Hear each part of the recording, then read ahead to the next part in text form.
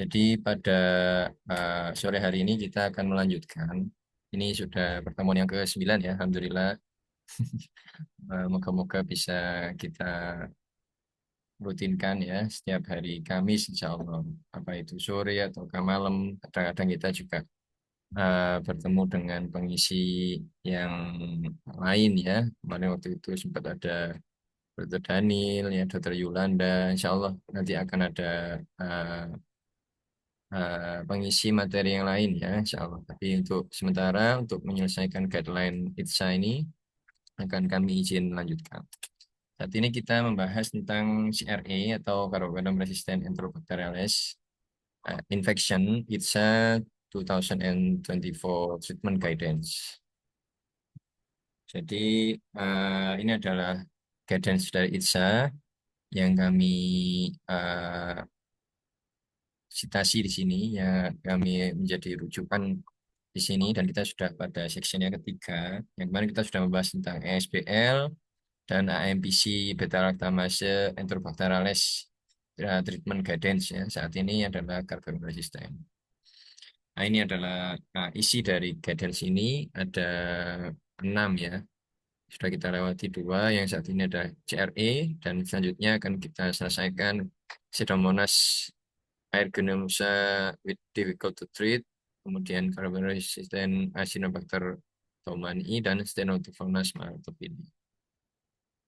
Seperti yang kita tahu bahwa Carbonum resistant Enterobacterales ini adalah Enterobacterales ya, isinya adalah famili Enterobacterales dan uh, ini dikatakan resisten Carbonum apabila ada salah satu yang resisten dari golongan karbapenem, baik itu terpenem, meropenem, imipenem ataupun dolipenem, atau terbukti dia memproduksi karbapenemase enzim. Ini kenapa kok dibilang atau kadang-kadang kan kita memeriksanya bukan harus ada isolatnya ya, kadang kita periksanya secara molekuler ya. Kita ada beberapa provider yang bisa memeriksa molekuler ini ya, diantaranya yang kita sudah lakukan di Sutomo kemarin, walaupun setting penelitian ya, expert Carba RSC, kita bisa meriksa gen-gen carbonamase producer itu langsung dari spesimen.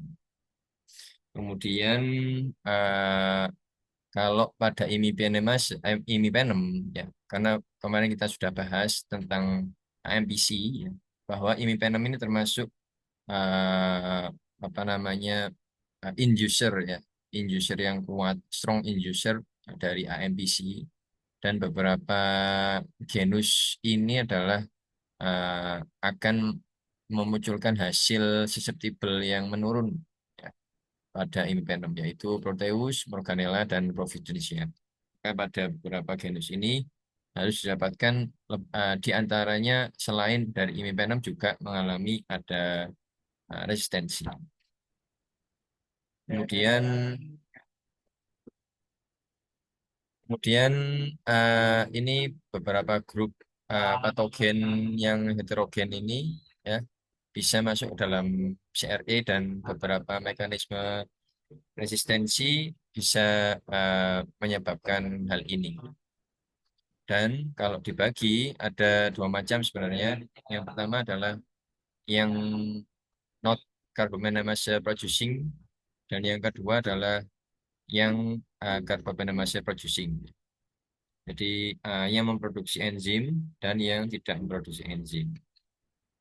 Kemudian kadang-kadang ya ada satu strain yang dia menghasilkan beta lactamase yang bukan karbopenamase, tapi dia ada juga diikuti mekanisme resisten yang lain ya, diantaranya outer membrane porinnya itu ada mutasi ya sehingga dia bisa hilang ya, atau ada juga yang eflektam yang meningkat kayak begitu. Kalau di sini disampaikannya lebih ke membran porin sehingga bisa juga menghasilkan fenotip yang resisten ya pada antibiotik karbapenem. Kemudian kalau di beberapa penelitian disampaikan sekitar 35 sampai 83% CRE itu adalah memproduksi dari enzim karbopenemase. Kemudian yang paling sering kalau di Amerika ya adalah KPC. Walaupun kalau di Indonesia KPC ini sangat jarang. Bahkan kalau Puntaman menyampaikan itu ya bisa dikatakan tidak ada ya, KPC di Indonesia. Tapi memang kemarin beberapa kali riset tidak ditemukan KPC ini di Surabaya khususnya. Tapi yang banyak adalah NDM itu adalah yang paling banyak di beberapa studi terakhir di Indonesia. Termasuk yang kami publikasikan itu NDM yang paling dominan ya. Kemudian FIM juga dia termasuk eh, gen karbopentomase producer ya. Kemudian IMP OXA 48 ya. Kemudian kalau digolongkan NDM, FIM, dan IMP ini merupakan suatu golongan, satu grup dari metalobeta-laktamase. Artinya dia beda dengan karbonase yang lain yang merupakan serin beta-laktamase ya. Kalau tiga enzim ini adalah metalobeta-laktamase atau sering disingkat dengan MBL. Dan ini lebih sulit untuk diterapi karena pilihan terapinya bisa sama sekali tidak ada. Nanti akan dijelaskan di belakang. Kemudian ini ada beberapa penelitian ya tentang di termasuk CDC. Kemudian ini persentase yang ditemukan di Amerika ya, KPC yang dominan di Amerika.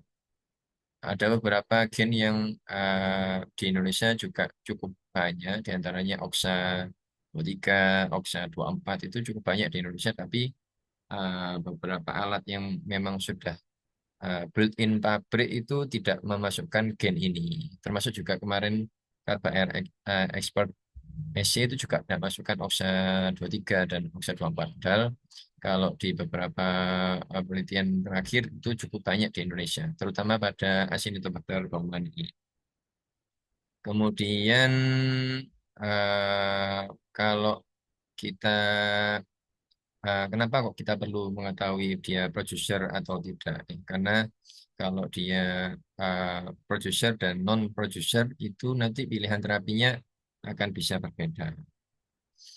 Kemudian untuk pemeriksaannya, seperti kalau kita baca di CLSI, itu ada MGIM, ya, ada NGIM, ada EGIM, ya, MGIM dan EGIM, bahwa kalau pemeriksaan ini bisa mendeteksi apakah suatu isolat itu CRE yang karbopenemase producer ataukah tidak. Tapi belum bisa menegakkan jenisnya apa, jenis beta laktamase apa ya, apakah dia MBL atau dia apa OXA ya, atau dia KPC ya, atau dia yang lain ya. Makanya masih cukup sulit kalau misalkan hanya dilakukan MGIM saja. Padahal itu juga cukup eh, tidak mudah ya kalau pemeriksaan ini dan tidak rutin dilakukan di lab sebenarnya. Kemudian ya ini yang dikatakan di para terakhir ini bahwa masih sangat banyak berubah ya untuk secara apa namanya epidemiologi dia karbopentomase itu masih terus berubah dan banyak varian yang baru juga sehingga treatment untuk CRE ini menjadi suatu tantangan. Masuk pada inti dari guidance ini, ada 10 pertanyaan. Jadi guidance ini saya ulangi, ada metodenya adalah pertanyaan dan kemudian jawaban, dan kemudian diikuti dengan reasoning-reasoningnya. Jadi di sini pertanyaan pertama, bagaimana terapi uncomplicated cystitis yang disebabkan oleh CRE? Suggestionnya adalah diberikan nitrofurantoin ya atau cotrimoxazole atau ciprofloxacin atau levofloxacin eh, yang kalau misalkan ada hasil yang susceptible. Tapi kadang ini juga resisten ya. Kadang obat-obat ini juga terbawa pada plasmid yang mengandung gen carbapenemase producer tadi, sehingga kalau misalkan dia resisten ya nggak bisa digunakan. Ini ya dalam kondisi yang uh, ada hasil yang sensitif ya, ada hasil yang sensitif. Dan bisa juga digunakan aminoglikosida, hanya single dose saja. Kemudian bisa fosfoesin oral, tapi hanya untuk spesies E. coli. Dan colistin masih ada tempat, kemudian beta lactamase inhibitor yang baru seperti Septa-Avi, Meropenem vapor, Imipenem siasatin relebactam ya, atau cephalosporin generasi akhir ya, cipidilokal bisa menjadi alternatif ya, pada uncomplicated cystitis.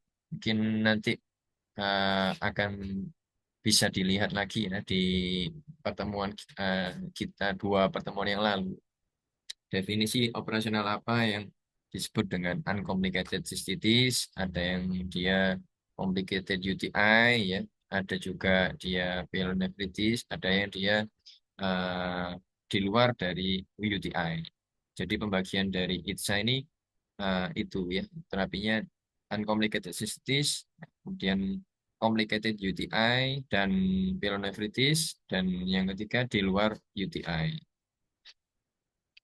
Kalau reasoningnya, sini saya coba ini ya,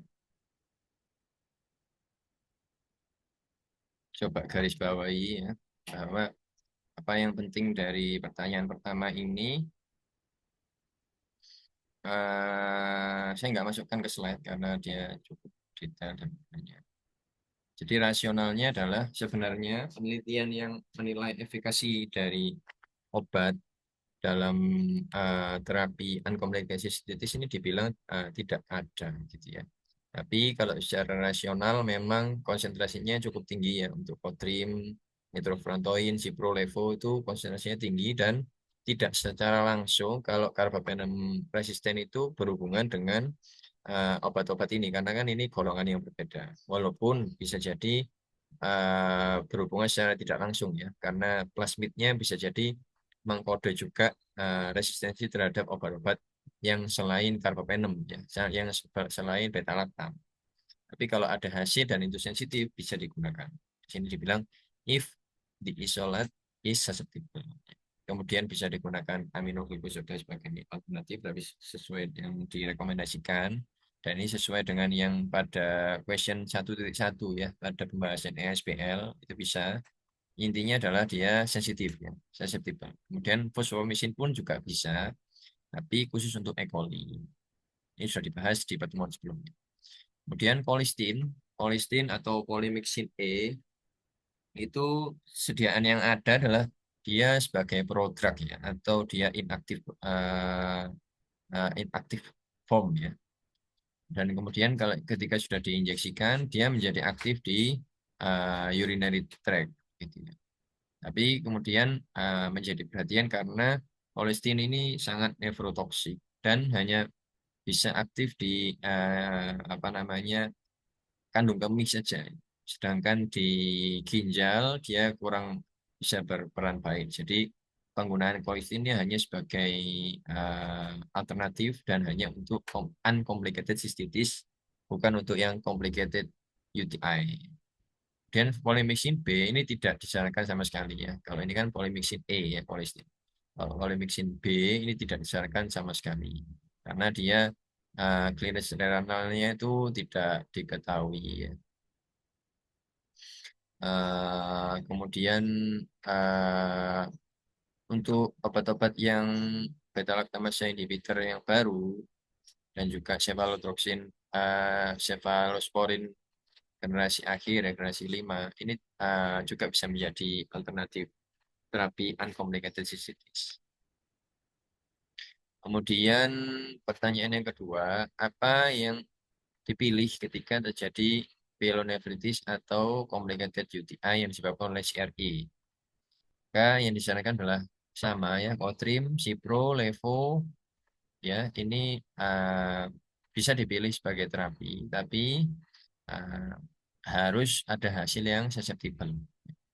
Kadang-kadang yang tadi sudah kami sampaikan bisa terjadi suatu cross resistensi pada obat-obat ini sehingga tidak bisa dipilih. Maka yang dipilih adalah obat golongan beta lactamase inhibitor yang baru. Itu ceftazidime avibactam, meropenem vaborbactam, atau imipenem cilastatin relebactam, dan ceftriaxone. Ini bisa menjadi terapi pilihan kalau ada resistensi pada obat-obat yang pilihan utama tadi.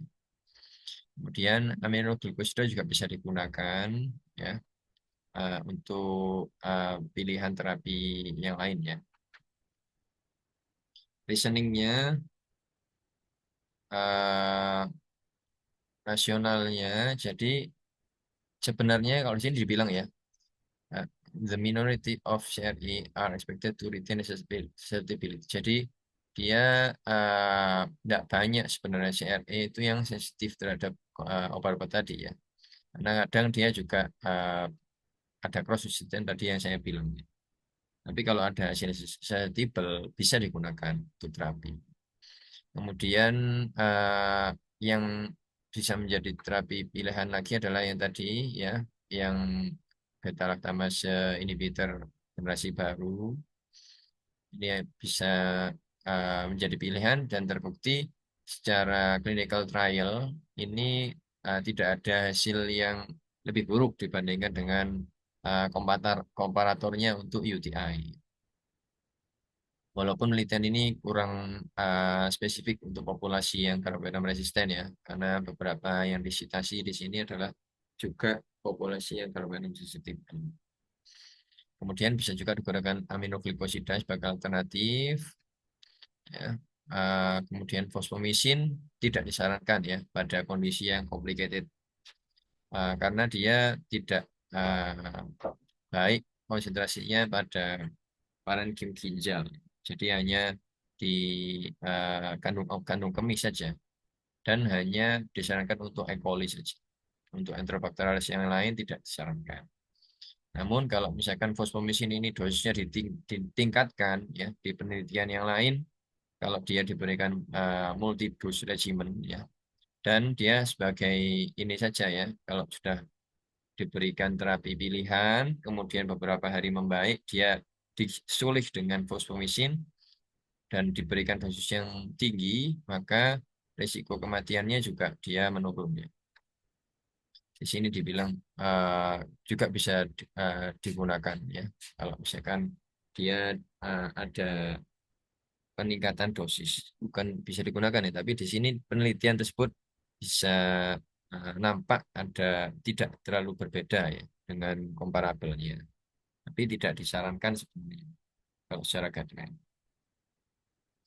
Kemudian pertanyaan yang ketiga, eh, pada terapi yang selain UTI, ya, selain di saluran kencing, ini akan ada beberapa pertanyaan tentang ini. Tapi yang menjadi perhatian adalah CRE yang apa. Jadi CRE yang pertanyaan ketiga ini adalah CRE yang not carbaminolysis producing. Nah, ini di sini dijelaskan bahwa kadang terjadi resistensi terhadap ertapenem, ya, tapi meropenem dan imipenemnya dia sensitif atau susceptible. Maka biasanya kalau seperti ini kondisinya adalah disebabkan yang non carbapenemase producing, ya.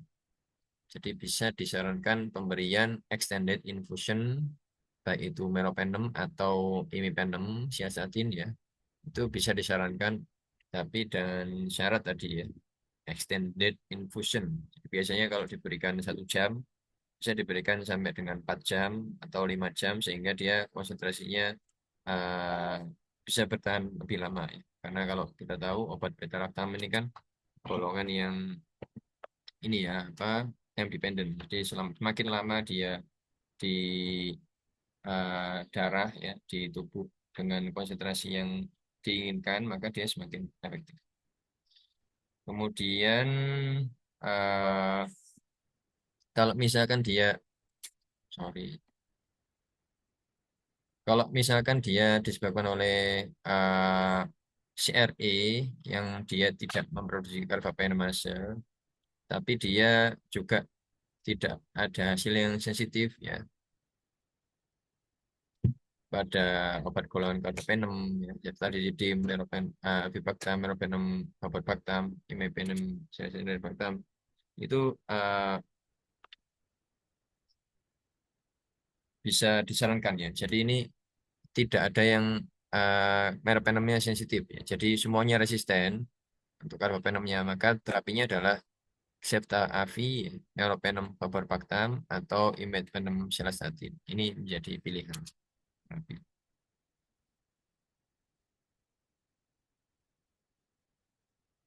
Reasoningnya atau rasionalnya bahwa kalau dia yang tadi ya, dia cuma ertapenem saja, biasanya dia termasuk yang non carbapenemase producer.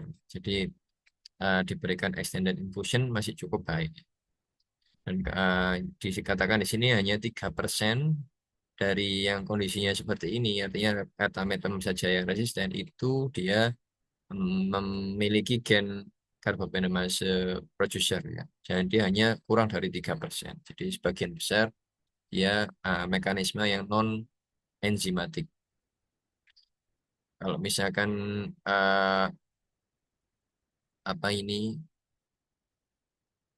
dia meropenem dan imipenemnya dia sensitif, bisa diberikan yang standar infusion saja. Jadi seperti biasa, biasanya sekitar setengah jam sampai 1 jam ya pemberian meropenem atau imipenem. Tapi untuk uncomplicated cystitis ya kalau di sini. Betul dulu lagi yang ngomong. Boten, boten. Kan kali ya. Ya, ini udah beli ini loh. Di pasar. Sorry, sebentar. Ya, saya sepeda. Ya, oke. Kemudian, ya, oke. Kemudian, mohon maaf, saya lanjutkan. Kalau ada yang dia salah satunya saja susceptible, satunya dia resisten ya. Misalkan meropenem resisten, imipenemnya sensitif. Nah, itu dilihat decisionnya berdasarkan severity of illness-nya. Dia memang critically ill atau tidak, ya. Atau infeksi ringan. Misalkan uncomplicated UTI tadi contohnya itu masih bisa diberikan ya. Kalau misalkan dia severe banget, memang sebaiknya dicari yang lain ya, yang lebih aman ya. Artinya bisa dianggap ya semuanya bisa ditinggalkan dulu. Jadi kalau misalkan eh, ini ya set of infectionnya juga berbeda ketika kita harus milih meropenem atau imipenem. Contohnya adalah untuk meropenem dia kalau untuk UTI bagus, tapi kalau untuk intra-abdominal infection kita disarankan untuk tidak memilih meropenem. Kemudian ada standar yang sudah di clinical practice yang sudah pernah dipublish ya bahwa pemberian extended infusion meropenem yang dikombinasi dengan agent yang kedua ya. Tapi ternyata di data yang didapatkan itu ada suatu peningkatan kematian ya dan excess nephrotoxicity ya. Kalau dia dikombinasi dengan polymyxin atau aminoglycosidase base. Maka dari panel ITSA ini uh, dia membuat satu suggestion tidak untuk menggunakan carbapenem infusion extended tadi uh, apa namanya dikombinasi dengan second agent ya.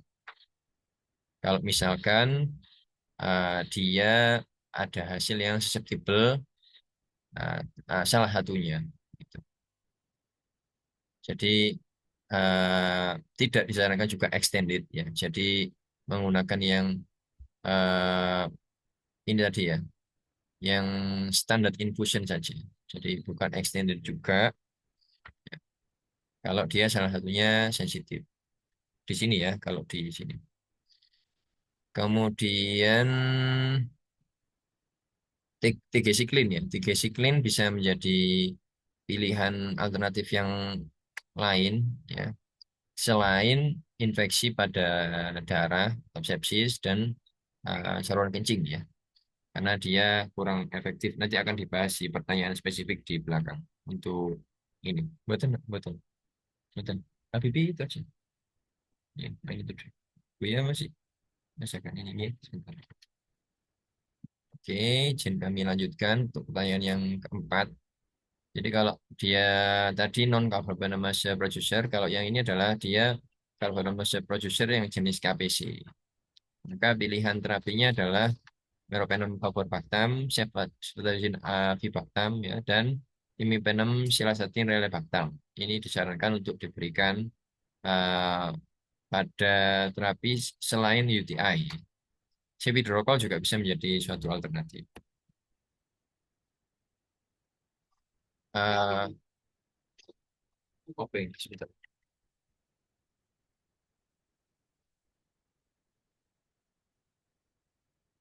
Ini rasionalnya bahwa obat-obat baru ini ya, dia sangat efektif ya, sampai 95% dari penelitian yang sudah dilakukan di Amerika yang uh, terjadi infeksi yang disebabkan oleh KPC producing enterobakteralis. Kalau dia anggap urutan yang paling disenangi ya, yang paling dipilih dari tiga ini, yang pertama adalah meropenem favorbactam ya, kemudian ceftaavi, dan yang terakhir imipenem siasatin relebactam.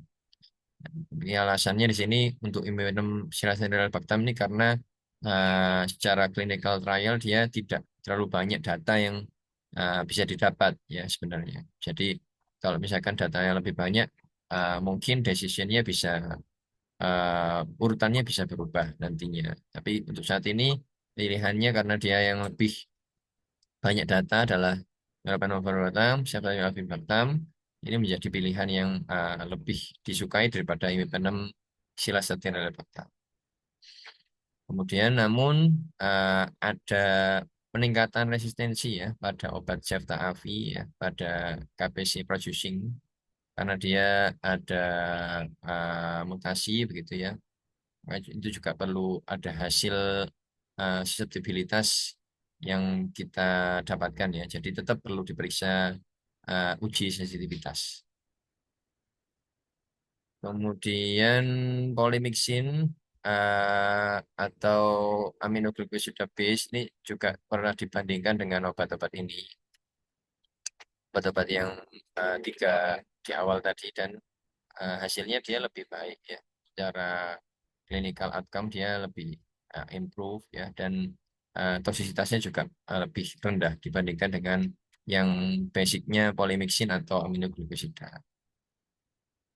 Kemudian kalau ini membandingkan meropenem favorparv dan Ceftavi ya, kalau kita lihat memang dia angkanya ini ya, kesembuhannya dia lebih tinggi meropenem favorparv ya, 85% banding dengan 61% pada Ceftavi. Kemudian untuk kematian dalam 30 hari dia 12% pada Merovabor ya, sedangkan 19% ini pada Ceftavi. Namun memang tidak statistik signifikan ya, tidak signifikan secara statistik, hanya presentasi saja seperti ini ya. Belum bisa dikatakan suatu statistically signifikan, bisa jadi karena jumlah sampel yang perlu diperbesar ya pada apa arm yang meropenem karena ini hanya 26 dibanding dengan 105 pasien ya. Kemudian eh, kalau dibandingkan juga untuk resistensinya ya, Ceftaroline dia lebih sering terjadi suatu hasil uji kepekaan yang resisten ya pada Ceftaroline. Di sini nanti akan ada dijelaskan penyebabnya ada suatu mutasi. Nah, ini juga kenapa kok imipenem juga menjadi pilihan, tapi dia yang pilihan ketiga terakhir dari tiga besar tadi karena memang sangat terbatas ya clinical datanya. Jadi perlu diperbesar sampel penelitiannya. Kemudian Cevidropol ya bisa menjadi alternatif. Cevitrol ini bisa digunakan sebagai alternatif dengan dengan landasan bahwa 90% dari KPC producing Enterobacterales ini susceptible terhadap cevitrol. Kemudian sebenarnya sebagai alternatif saja ya, jadi bukan pilihan utama. Karena di sini dituliskan eh, apa namanya masih terbatas ya data yang dimiliki ya sama dengan imipenem tadi dan dikatakan di sini sebaiknya di reserve untuk infeksi yang disebabkan MPL producing dan yang glucose non fermenting gram negatif ya kayak Pseudomonas, Acinetobacter dan Steno ya, yang dimaksud di sini. Kemudian tiga siklin, eravacycline, turunan tetracycline ini juga bisa menjadi alternatif ya selain infeksi pada darah dan urinary tract. Karena dia tidak berhubungan secara langsung dengan mekanisme resistensi pada CRE. Kemudian yang selanjutnya kalau ada NDM, carbapenemase, maka pilihannya adalah Ceftaavi dikombinasi dengan Astreonam. Ceftaavi itu kalau dia sendirian ya, dia tidak bisa maksimal dalam apa namanya menahan hidrolisa dari NDM. Bisa di hidrolisa ya septacidimnya. Namun kalau dia Astreonam ya dikombinasi dengan Astreonam dia lebih kuat ya, lebih tidak mudah untuk dirusak oleh NDM tadi. Atau diberikan Cefidrokol sebagai monoterapi. Kemudian termasuk NDM ya, NDM, MA itu termasuk MBL ya. Termasuk yang lainnya juga ada VIM tadi itu adalah NDM. Ini agak sulit untuk diterapi memang. Serta AVI aja sudah susah kita dapatkan apalagi yang Astronam avibactam ya atau dikombinasi itu cukup sulit apalagi untuk pasien yang coverage BPJS ya. Jadi sebenarnya untuk MBL ini belum ada yang FDA approved untuk diberikan sebagai terapi. Namun kalau dari eh, ini ya dari pemeriksaan atau penelitian yang fase-fase lanjutan ya dari obat ini maka hasilnya cukup menjanjikan ya bahwa ketika dia di kombinasi itu hasilnya cukup baik. Jadi NDM ini menghidrolisa hampir semua obat golongan beta laktam kecuali Astreonam. Tapi Astreonam ini eh, walaupun tidak dihidrolisis oleh NDM, dia bisa dihidrolisis oleh beta laktamase yang lain. Contohnya ESBL, ya. Contohnya MPC, ya.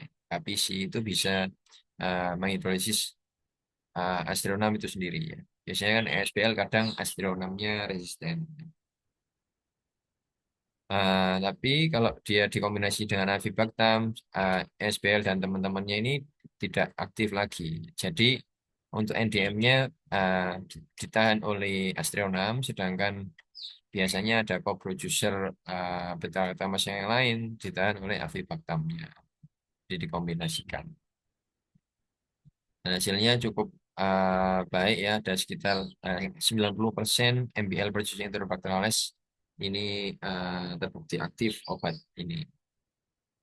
Dan kemudian CLSI juga mengendorse ada pemeriksaan dengan dissolution method broth untuk susceptibility obat Cefta-AVI kombinasi dengan Astreomam ini.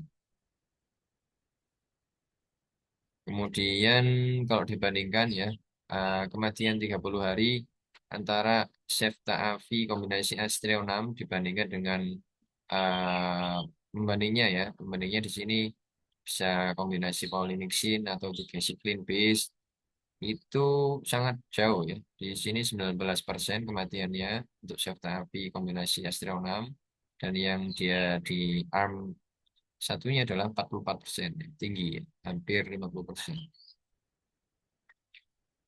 Kemudian eh, dia dikatakan signifikan ya, signifikan angkanya ini untuk menurunkan angka kematian. Kemudian kalau di sini bandingkan antara Astronam avibactam, ya, saya langsung bagi aja ya, saya singkat ke Astronam avibactam karena memang yang ceftazidimnya sendiri sebenarnya tidak terlalu dibutuhkan ya. Tapi sediaan Astronam avibactam memang belum secara komersil kalau biasa.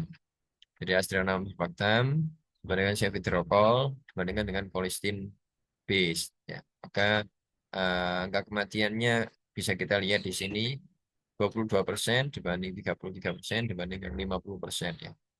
Cukup tinggi. Dan ini obat-obat yang sepertinya di Indonesia sangat sulit untuk didapatkan. Tapi pasien yang terinfeksi kuman-kuman ini sudah mulai banyak sekali ya. Banyak banget di penelitian-penelitian terakhir kita. Kemudian yang selanjutnya ini, kalau misalkan dia ada alergi atau intoleransi Strontium avibactam, di sini dikatakan bisa juga dipikirkan untuk pemberian Aztreonam dan Meropenem fagorbactam atau Imipenem cilalactam. Jadi Aztreonam tetap sebagai base dan dikombinasi dengan Mero Fabor atau Imicilastatin dengan syarat bahwa tidak ada oksa karbonamase juga ya. Jadi kalau dia ada co-presenting dua gen NDM juga oksa juga. Oksa ini akan merusak ini ya favorbactam dan relebactam oksa type. Jadi tidak bisa digunakan untuk kombinasi ini. Kalau dia terbukti tidak ada oksa type, maka bisa digunakan kombinasi dengan favorbactam atau relebactam ini. Namun ini memang perlu uh, pendalaman penelitian ya, kan datanya masih sangat terbatas. Kemudian bisa juga diberikan secara alternatif yaitu Cefidrokol. Cefidrokol di sini uh, di secara epidemiologi ada 92% isolat yang NDM atau sorry MBL producing itu 92%-nya susceptible terhadap Cefidrokol. Ya. Kemudian kalau misalkan di sini juga disampaikan bahwa kalau sudah pernah diberikan savage rokol exposure, maka bisa terjadi suatu ini ya, inducer menjadi NDM resisten juga. Maka perlu diperiksa betul apakah ada hasil yang susceptible atau tidak terhadap savage rokol tadi. Itu kemudian clinical trialnya cukup menjanjikan ya. Kalau dilihat 80% dibandingkan dengan 0% ya. Untuk clinical ini ya, cure-nya ya, kesembuhan dari pasiennya. Walaupun ini angkanya sangat sedikit ya. Populasinya cuma 10, sedangkan yang ini 4. Alternatifnya ini dia yang polymyxin base ya, polymyxin base. Sebentar ya. Tapi sini selesai gue. Iya. Kemudian untuk angka kematiannya ini 10% pada pemberian Ceftriaxone dan dibandingkan dengan yang polymyxin base 75% ya, tinggi banget. Nah, tapi ini belum ada dikatakan angka signifikansinya seperti apa. Kemudian kalau dibandingkan ya, yang sama-sama high end ya, Astrona avibactam dengan Ceftriaxone, maka ini belum ada clinical trial betul-betul membandingkan keduanya ini. Tapi dua-duanya ini bisa menjadi pilihan terapi pada infeksi yang sulit ini. Jadi MBL producing Enterobacterales ini cukup sulit, tapi tidak terlalu banyak ya. Biasanya sih yang beberapa kali kami temukan Klebsiella pneumoniae yang punya NDM. Kalau E. coli agak jarang. Biasanya Klebsiella pneumoniae yang punya NDM. Agak sering. Kemudian untuk peran yang tetrasiklin B derivatif ya, seperti tetrasiklin yang sama ya, bisa menjadi alternatif. Yang jelas dia tidak pada infeksi pembuluh darah ya, aliran darah atau urinari. Jadi tidak disarankan selain uh, sudah disarankan pada infeksi ini, dua ini. Kalau selain ini nanti akan dibahas di pertanyaan yang nggak salah ke-9 apa itu kenapa kok tigecycline itu tidak disarankan pada kondisi tersebut. Kemudian Oxa 48 ya kalau ini. Tadi kan NDM MBL, kalau saat ini Oxa 48. Ini disarankan pemberiannya Ceftaroline, ya, Ceftaroline. Karena untuk yang Campylobactam dan Relebactam tadi yang kami sempat sampaikan itu dia tidak efektif untuk OXA 48 like producer karena dia bisa dihidrolisis. Sedangkan alternatifnya adalah Cefidrocal. Untuk rasionalnya bahwa memang secara uh, data susceptibilitas ya memang dia paling tinggi ya. Sekitar 95% dia susceptible pada OXA 48 like producing Enterobacter aereus. Dan yang di sini ya bahwa tidak disarankan pemberian beta lactamase inhibitor yang generasi baru golongan Campylobactam dan Enterobactam karena dia tidak bisa menginhibisi dari karbaminoase jenis OXA 48 lain. Jadi walaupun ada hasil yang susceptible, ya kadang kan ada hasil yang di lab itu susceptible terhadap obat ini. Itu tidak disarankan untuk digunakan. Karena secara teori memang dia tidak bisa ini ya, dia akan terinhibisi oleh OXA 48. Ya begitu. Kemudian kalau dibandingkan antara Ceftaroline dan Ceftriaxone, dia memang tidak ada data. Kalau penelitian yang sendiri-sendiri di sini ada ilustrasinya ya. Ini ada penelitian yang menggunakan Ceftaroline pada infeksi OXA 48 like producing Enterobacter aereus dan angka kematiannya sekitar 22%. Sedangkan untuk yang menggunakan uh, apa namanya Ceftriaxone ya, Ceftriaxone ini angka kematiannya 0% kalau di sini bacain. Dalam hari ke-28 dia all were alive. Jadi semuanya hidup. Ini 10 sampelnya, 10 sampelnya. Namun kalau sampai dengan dia sembuh hanya ada 70% ya, berarti angka kesembuhannya kalau di sini. Kemudian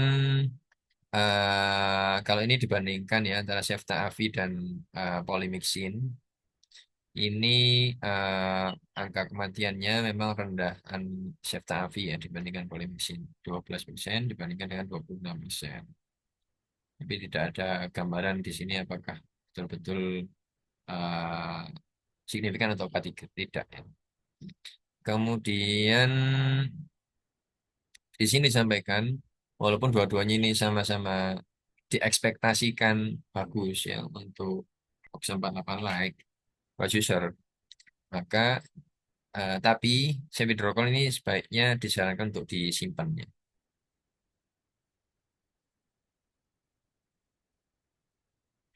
Sorry.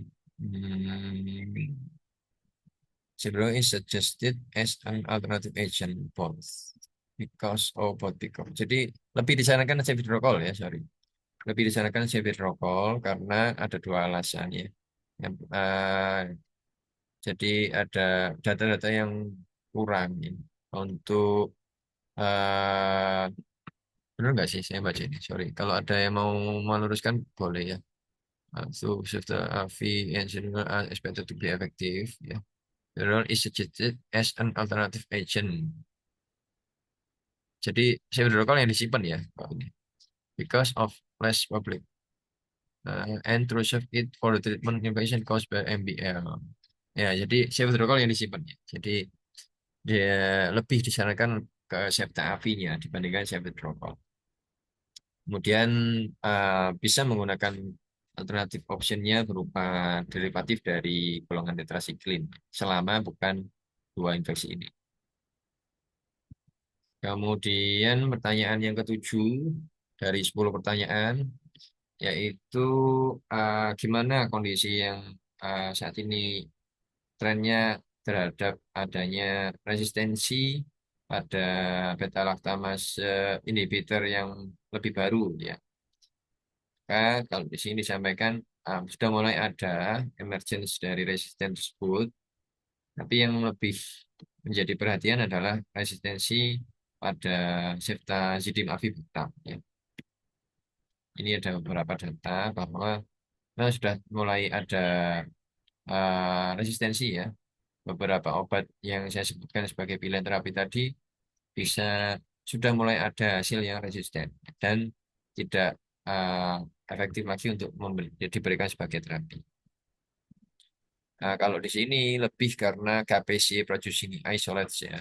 Di Amerika ini lebih dominan. Dan yang menjadi concern adalah Cefta-Avi. Ini yang banyak resisten karena KPC tadi. Nah, ini mekanisme resistensinya. Jadi KPC tadi terjadi mutasi ya, sehingga ada eh, apa namanya asam amino yang berubah pada KPC yang sebelumnya itu dia sensitif harusnya eh, apa namanya pada pemberian Cefta-Avi, maka pada mutasi ini akan eh, meningkatkan hidrolisis dari ceftazidime-nya. Jadi eh, menjadi resisten nantinya. Kemudian yang non enzimatik juga berperan di sini, ya, outer membrane dan efflux pump, efflux system itu sering menjadi mekanisme resistensi pada meropenem mefaloborpactam dan imipenem silasatin relebactam. Ya. Kemudian Cefidrokol pun juga mulai ada resistensi karena adanya mutasi pada TONB dependent iron transport system.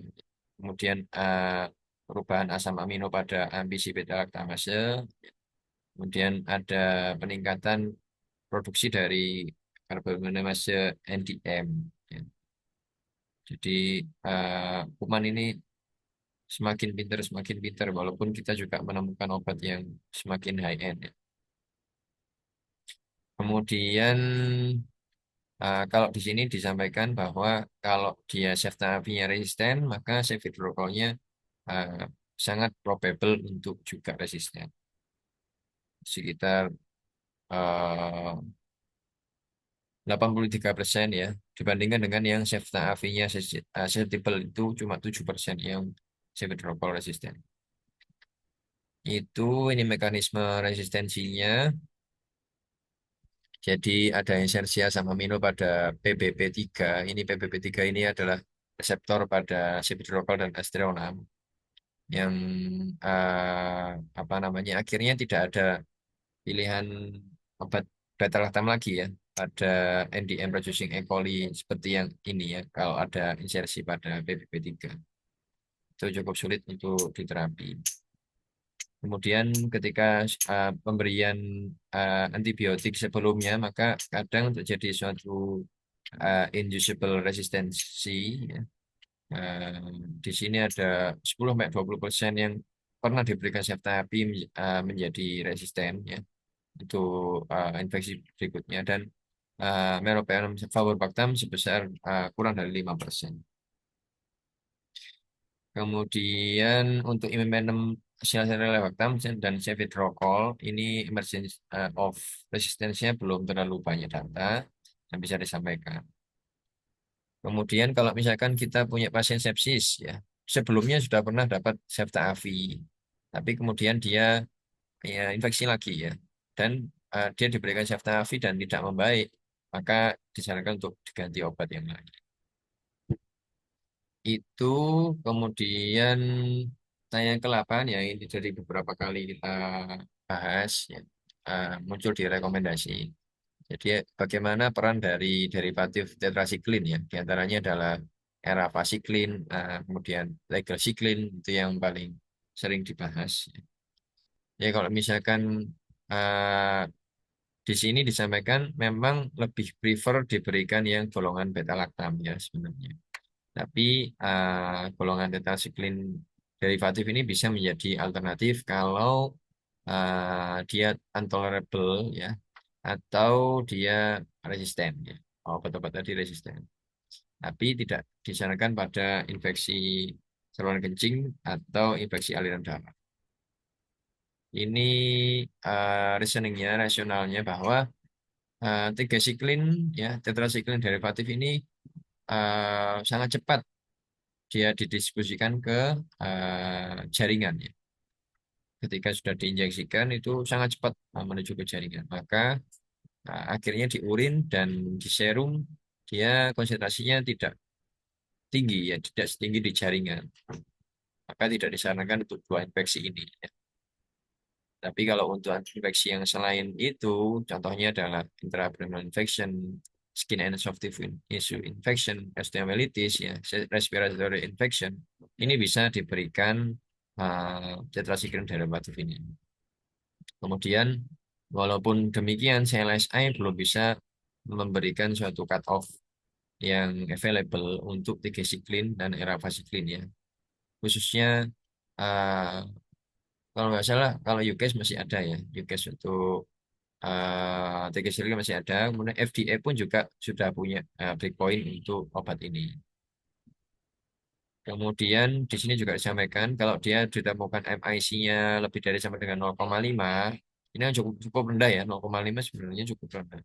Tapi kalau MIC-nya lebih besar dari sama dengan 0,5, dia uh, bisa jadi akan menghasilkan clinical outcome yang tidak terlalu baik.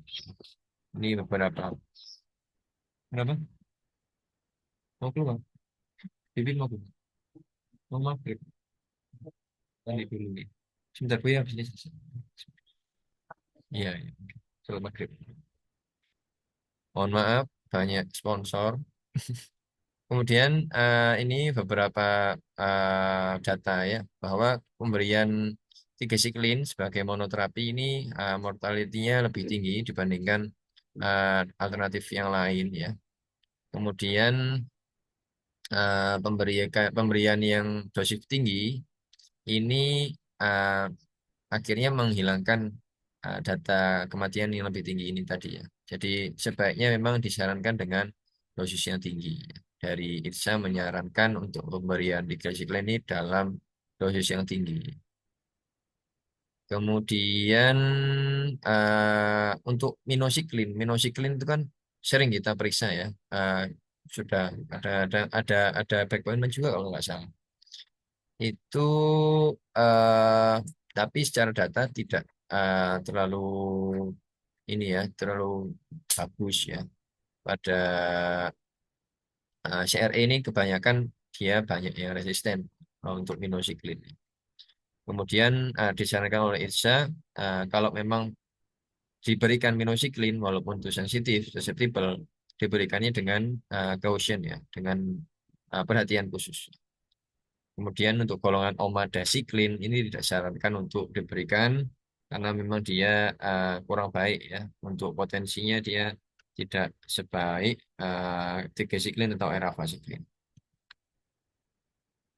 Pertanyaan yang kesembilan, peran dari polymyxin ya pada infeksi CRE ini tidak disarankan diberikan ya. Polymyxin baik itu B ataupun colistin ya, polymyxin E itu tidak disarankan pada infeksi CRE. Tapi kalau misalkan dia uncomplicated cystitis saja masih bisa menjadi alternatif. Reasoningnya pendek saja ini rasionalnya bahwa angka kematiannya semakin tinggi ya kalau dia penggunaan polymyxin ini ya, dari data-data klinis yang sudah dikumpulkan. Dan nefrotoksisitasnya juga tinggi. Makanya kalau kita lihat apa namanya cut off breakpoint dari colistin ini atau polymyxin ini di CLSI tidak ada cut off sensitif ya. Kenapa? Karena memang kalau mendapat dosis MIC yang sensitif kita berikan sensitif maka obat ini memang sensitif ya bagi infeksi bakterinya tapi itu sangat toksik bagi manusianya ya. Karena kalau kita tahu mekanisme kerja dari obat ini kan dia me, apa namanya menarget dari membran sel ya, kalau nggak salah. Jadi sama-sama memiliki membran sel antara bakteri dan manusia sehingga eh, toksisitasnya sangat tinggi ya. Toksisitas di tubuh manusia sangat tinggi. Nah, di sini dibilang ya, tidak ada susceptible kategori di CLSI untuk colistin dan polymyxin B. Tapi kalau untuk uncomplicated cystitis masih bisa sebagai alternatif. Kecuali polymyxin B ya, polymyxin B tidak ada tempat, hanya colistin saja. Dan yang terakhir, kombinasi terapi ya. Bagaimana peran pemberian kombinasi terapi? Yang dimaksud di sini adalah kombinasi terapi dari beta lactam agent yang baru ya, dikombinasi dengan obat-obat golongan ini ya, myrbetriq, fluoroquinolone, tetracycline atau polymyxin. Ini bagaimana? Suggestion dari panel dari ITSA 2024 ini tidak disarankan untuk dikombinasikan. Reasoningnya mau maghrib ya. Jadi beberapa penelitian bisa mendapatkan hasil bahwa kalau dikombinasi tidak mendapatkan suatu keuntungan yang bertambah ya, dan lebih berhubungan dengan efek samping. Nah, itu makanya tidak disarankan. Ini dibandingkan ya yang monoterapi dengan yang kombinasi ya. Kalau ini contohnya dengan topramycin, tidak ada peningkatan outcome yang lebih baik ya, dan angka kematiannya pun sama ya, hampir 25% dua-duanya.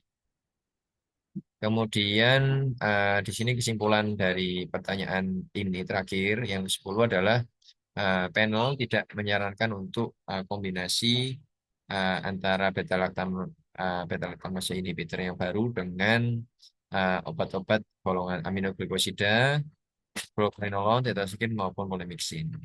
Kalau obat tersebut ternyata sensitif ya, Septa Avi sensitif atau Merovapor sensitif atau imipenem silvastatin relebactam sensitif. Itu kalau kita mau conclusion kan dari 10 pertanyaan tadi. Nah, kalau yang pertama, completed UTI pilihannya adalah hampir sama dengan SBL sebenarnya, nitrofurantoin, TM, cotrimoxazole, ciprofloxacin atau levo kalau sensitif, aminoglukosoda kalau sensitif single dose, usobenzon seperti itu, dan bisa diberikan Zetavi, Vapor Bactam, Imidaclopram atau Cefidroxol. Pyelonephritis hampir sama dengan yang di atas ya, hampir sama, tapi di sini nggak ada ini ya, colistin nggak ada untuk yang complicated dan nggak ada fosfomycin ya. Kemudian untuk yang other than UTI yang penyebabnya adalah non carboplatin producer ya, ini bisa diberikan extended infusion kalau salah satunya ini sensitif ya, hanya ertapenemnya saja yang resisten. Diberikan infusion yang extend 3 sampai 4 jam atau 45 jam. Tapi kalau semuanya resisten, non susceptible, bisa resisten atau intermediate, maka pilihannya adalah 3 obat generasi terbaru ini. Kemudian untuk KPC, 3 obat generasi baru dan Ceftriaxone ya.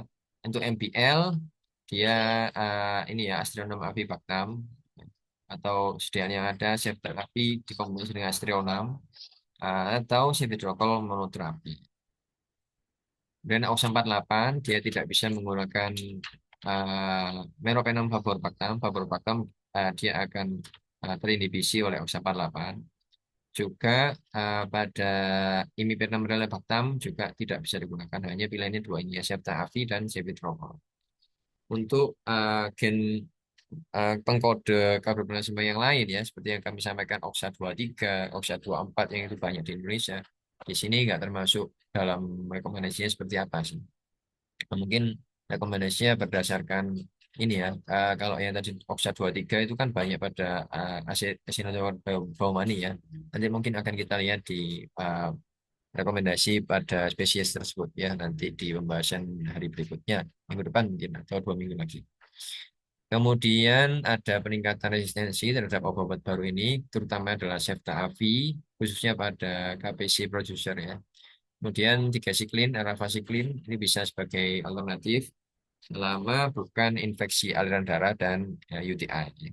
Kemudian polymyxin, baik itu B ataupun E, tidak disarankan digunakan kecuali untuk uncomplicated cystitis pada penggunaan colistin. Kemudian kombinasi tidak disarankan juga kalau tiga obat baru tadi ya, atau cepidrokol dia eh, ada hasil yang sensitif. Tidak perlu dikombinasi karena tidak meningkatkan kesembuhan dan tidak menurunkan angka kematian. Mungkin itu yang bisa kami sampaikan. Ada yang salah, mohon dimaafkan. Silakan sesi diskusi bisa kita bahas. Monggo.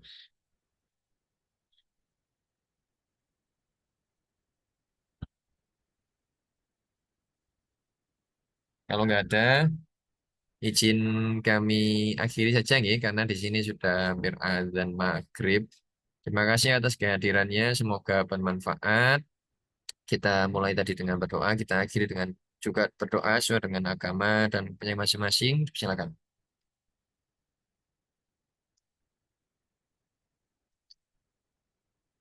Sekali lagi terima kasih atas kehadirannya. Saya izin akhiri. Mohon maaf apabila ada kekurangan. Wassalamualaikum warahmatullahi wabarakatuh. Selamat sore.